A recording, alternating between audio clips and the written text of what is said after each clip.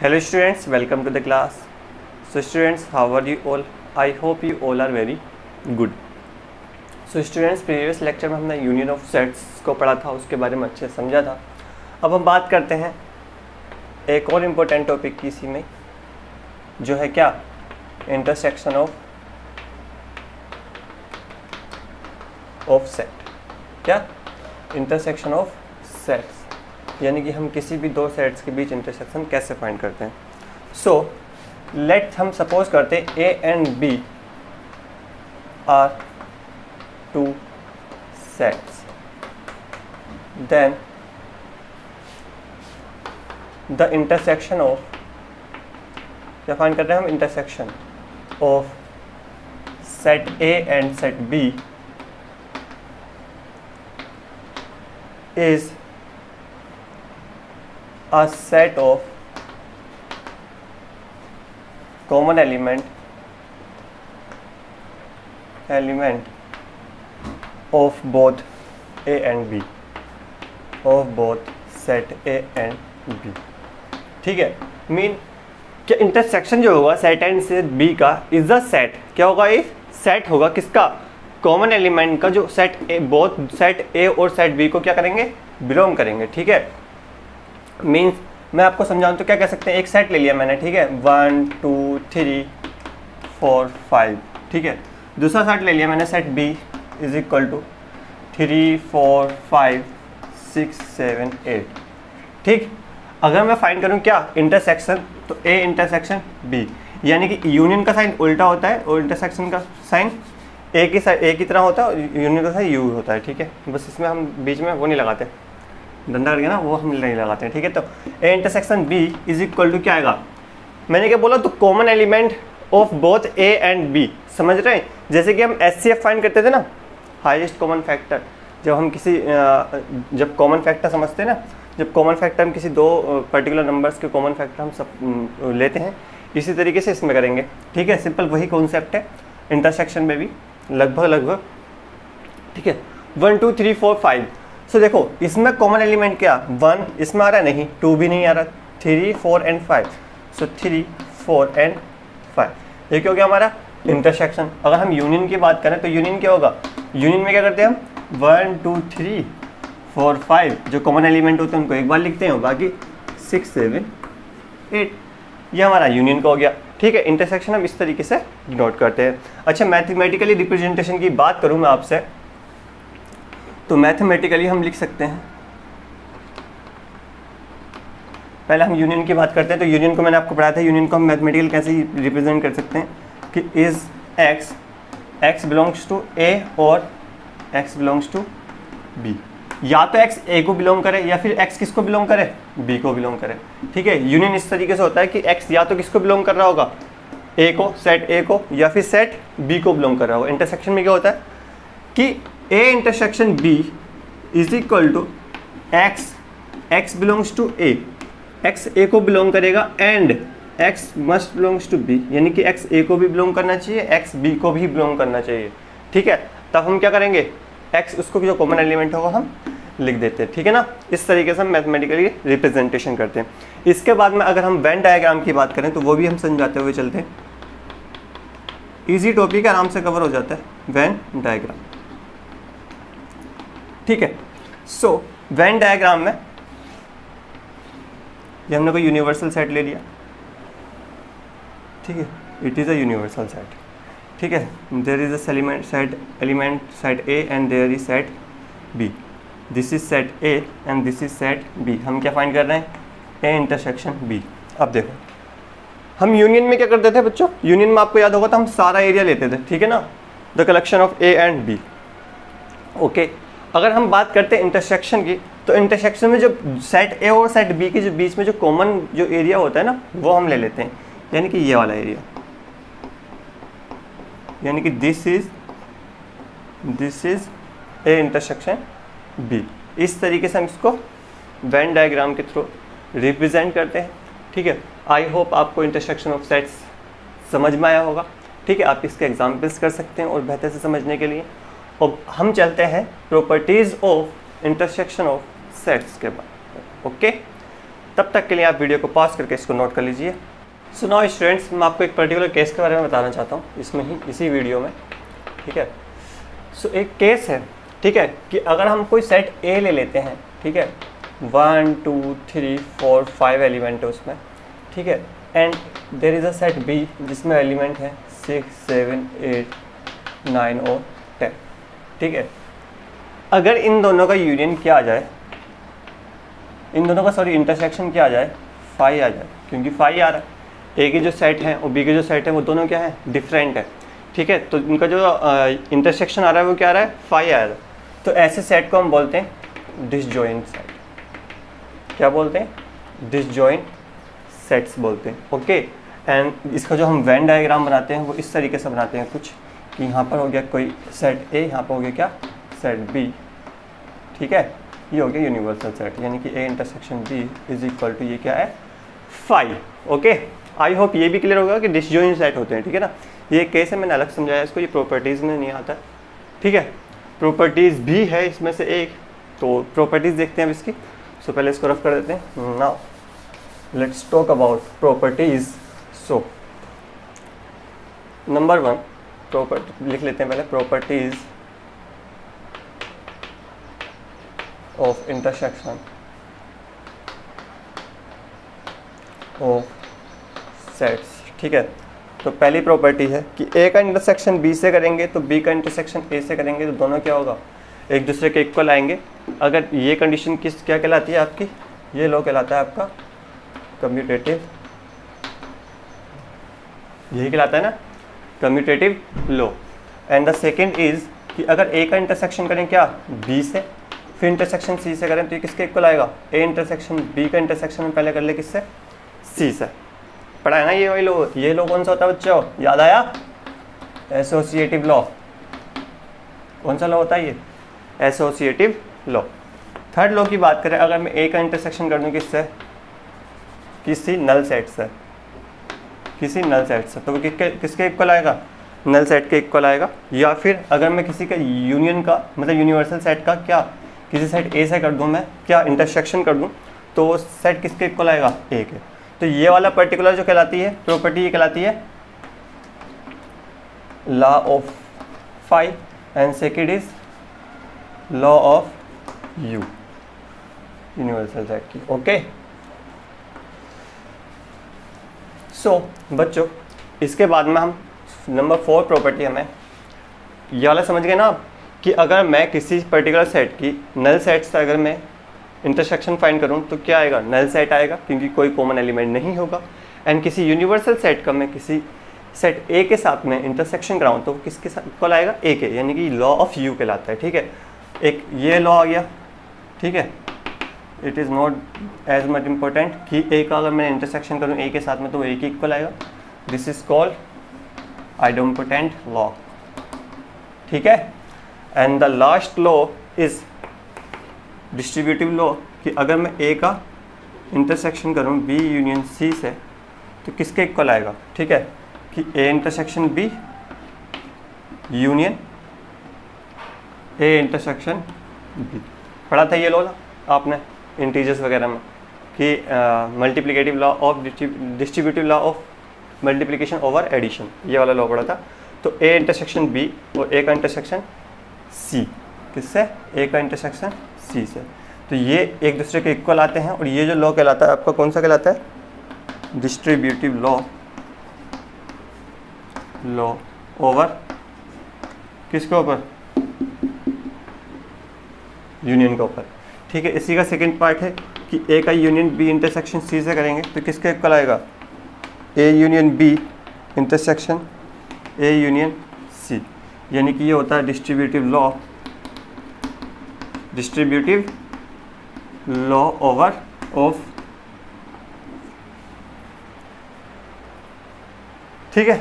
Over लिख सकते हैं या फिर ऑफ भी लिख सकते हैं, ठीक है। ये हो गई आपकी कितनी, 5 प्रॉपर्टीज़।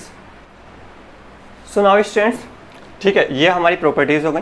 यहाँ पे ऑफ की जगह ओवर लिख लेना, वो बेहतर रहेगा, ठीक है। So properties of intersection of sets ये हो गई हमारी। A intersection B is equal to b intersection a, commutative law. A intersection b intersection c is equal to a intersection b intersection c is associative law. And the third is A intersection phi is equal to phi union of a is equal to a, ये law of phi and law of u कहलाता है। A intersection A is equal to A idempotent law and A intersection B union C, तो ये क्या distributive law over union, ठीक है, यानी कि ए इंटरसेक्शन ए का इंटरसेक्शन बी के साथ यूनियन बी ए का इंटरसेक्शन सी के साथ। लास्ट हमारा ये 6 नंबर लिख लेना यहाँ पे, A union B intersection C, so A union B intersection A union C, ये हमारे 6 लॉ हो गए। वैसे बुक में 5 ही दे रखे तो 5 लॉ बोल सकते हैं इसको, ठीक है। अगर इसके मैं वेन डायग्राम की बात करूँ तो ए इंटरसेक्शन बी का आप इजीली बना लेंगे और बी इंटरसेक्शन ए का भी आप इजीली बना लेंगे, ठीक है। सारे सबका मतलब थोड़ा सा सिंपल ही है, ठीक है। अगर हम बात करें इसकी पर्टिकुलर की डिस्ट्रीब्यूटिव लॉ ओवर यू, तो इसका हम वेन डायग्राम से आपको एक्सप्लेनेशन देते हैं पूरा, तब तक के लिए इसको नोट कर लीजिए, मैं रफ करता हूँ। सो बच्चों एक प्रॉपर्टी थी, प्रॉपर्टी नंबर 5, जिसमें क्या था, a intersection B union c is equal to था a intersection B union b a intersection c, यही था ना। चलो इसको वेन डायग्राम से समझते हैं। पहले हम ये इसका इस पर्टिकुलर लेफ्ट हैंड साइड का वेन डायग्राम बनाते हैं और राइट हैंड साइड के वेन डायग्राम बनाते हैं, देखते हैं एक दूसरे के इक्वल आ रहे हैं या नहीं आ रहे हैं, ठीक है। पहले हम बी यूनियन सी का बनाते हैं, ठीक, हमने सेट लिया यूनिवर्सल सेट, तो इसमें ये आ गया, इसमें ए, ये आ गया इसमें पर्टिकुलर बी, थोड़ा बड़ा बनाता हूँ मैं इसको, ये आ गया ए एंड देन ये बी आ गया सेट, ये क्या आ गया सी सेट आ गया, ठीक है। This is A, this is B and this is C. हम बात कर रहे हैं पहले बी यूनियन सी की, क्या बी यूनियन सी। अगर आप गौर से देखो बी यूनियन सी कौन सा वाला पार्ट आ रहा है, यानी कि ये वाला पार्ट सा, ठीक है, ये क्या आ रहा है बी यूनियन सी आ रहा है, ठीक है। अगर मैं बात करूं बी यूनियन सी तो हमने फाइंड कर लिया, अगर मैं बात करूं किससे आपकी, अब आराम से हम फाइंड कर सकते हैं ना, a intersection B union c. So पहले हमने तीनों के तीनों डायग्राम बना लिए, ठीक है। अब देखो बी यूनियन सी तो ये वाला पार्ट था, समझ रहे हैं आप, यानी कि ये वाला पार्ट, ठीक है। बी यूनियन सी तो ये हो गया। अब हम बात करते हैं ए का इंटरसेक्शन कराएंगे, तो ए का इंटरसेक्शन मीन यानी कि ए वाला और ये वाला पार्ट, ये वाला, ठीक है, ए में तो आ रहा है और बी यूनियन सी में भी आ रहा है, यानी कि ये पर्टिकुलर जो पार्ट होगा यानी कि ग्रीन कलर का, इसी को हम बोलेंगे A intersection B union C, यानी कि जो इसका मेन डायग्राम बन के आएगा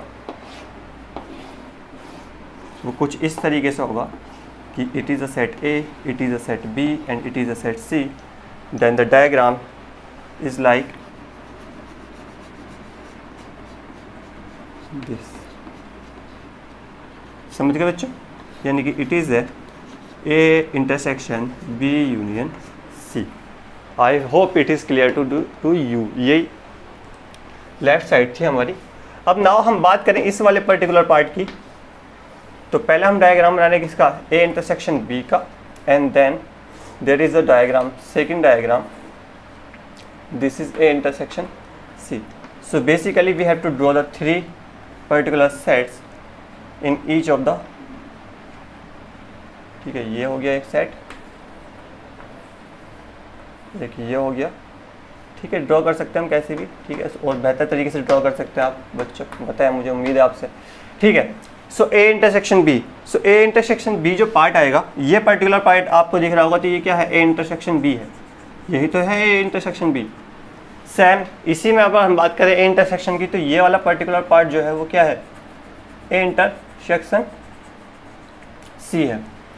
अगर मैं बात करूँ इन दोनों की यूनियन की, क्या करें हम, अगर हम बात करें इन दोनों की यूनियन की, तो एक हम इस तरीके से एक और वेन डायग्राम ड्रॉ करते हैं, ठीक है। ये सर्किल बनाना भी अपने आप में एक कला है, ठीक है।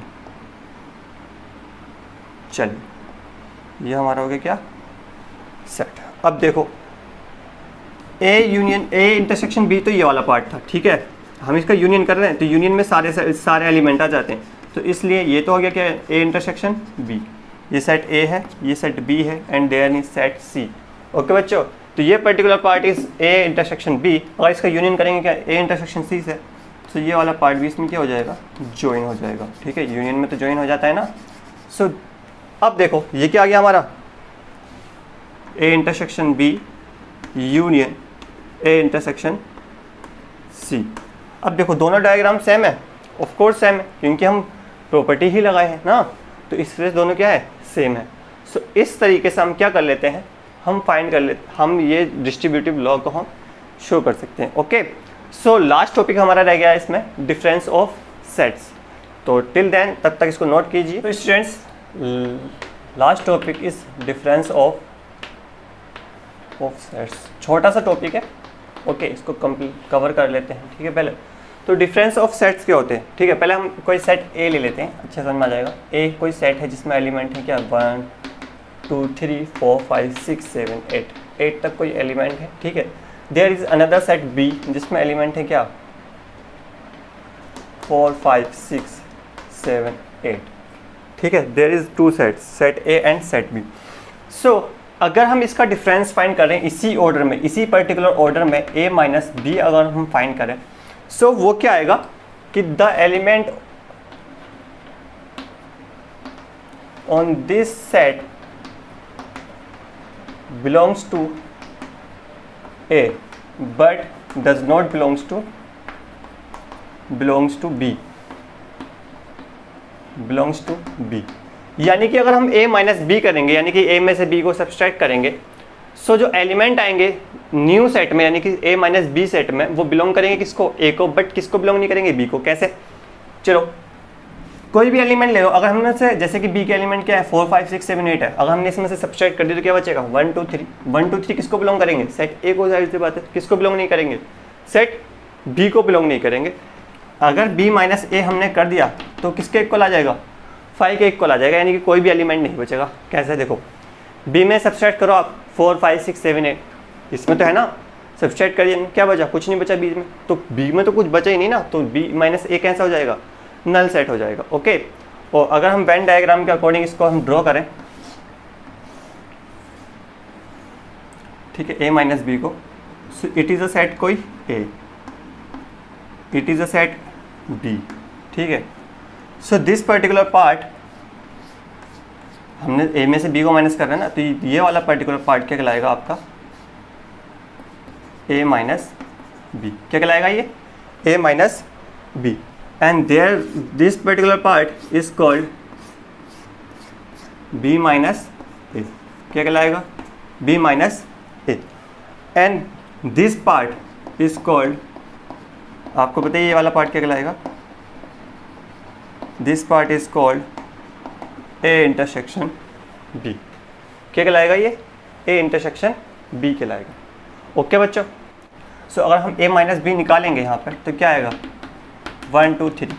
ठीक है, a माइनस बी निकालेंगे तो क्या आएगा 1 2 3। Okay, and b minus A is equal to 5। So अगर हम बात करें कि a minus B, b minus A and a intersection b, ये तीनों के तीनों सेट कैसे हैं, आर डिसजॉइंट। कैसे है ये, डिसजॉइंट है, क्योंकि कोई भी एक दूसरे के मतलब जॉइंट नहीं हुआ हुआ, सारे के सारे क्या है, डिसजॉइंट है। ये भी अलग, देखो ये वाला पार्ट अलग है ना, ये पर्टिकुलर पार्ट जो है a माइनस बी का, ये भी अलग है, a इंटरसेक्शन b भी अलग है और b माइनस a भी अलग है। सो अगर मैं बात करूं a माइनस b का इंटरसेक्शन फाइंड करूं आपका किससे, b माइनस a से, किससे, b माइनस a के, तो क्या आएगा, वो आएगा 5। क्या आएगा वो 5, यानी कि किसी के इक्वल नहीं आएगा। ठीक है ना, यानी कि a माइनस बी का इंटरसेक्शन फाइंड किया किससे मैंने, b माइनस a से, यानी कि इस पर्टिकुलर पार्ट का मैंने इंटरसेक्शन फाइंड किया इस पर्टिकुलर पार्ट से, तो क्या आएगा, ये कॉमन एलिमेंट तो फिर भी नहीं आएगा ना, क्योंकि ये सेट हमारा यहीं तक हो गया ना, a माइनस बी और b माइनस ए। ठीक है, so that's it's for the today's video. ठीक है, नेक्स्ट टॉपिक हमारा रहेगा एक्सरसाइज 1.4, हम सोल्व कराएंगे नेक्स्ट लेक्चर में। Till then take care.